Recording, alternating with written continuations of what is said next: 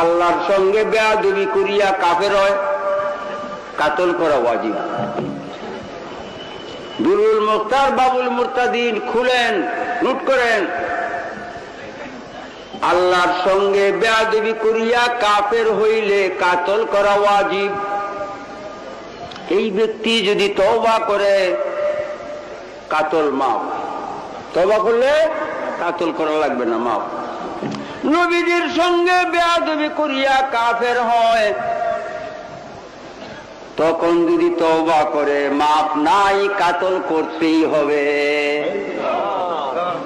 এইটা শরীয়ত।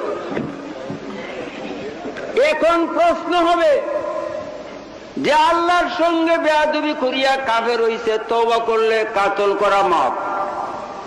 নবীর সঙ্গে বেয়াদবি করিয়া কাফের হইছে, কাতলের উপযোগী, তওবা করলে কাতল মাফ হয় না কেন? কাতল করা ওয়াজিবই থাকবে, মাফ হবে না কেন? এই হবে প্রশ্ন।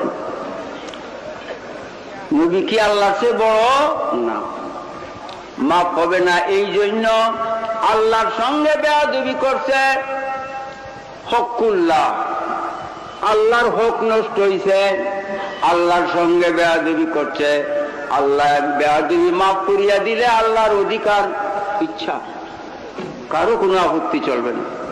কিন্তু বান্দার সঙ্গে বেয়াদবি করলে আল্লাহ মাফ করতে পারে না। হকুল এবাদ, হকুল এবাদ।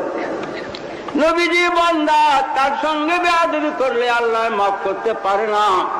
10,000 টাকা তোমার কাছে আমি পাই, এই পীর সাহেব যদি মাফ করিয়া দেয় হবে না,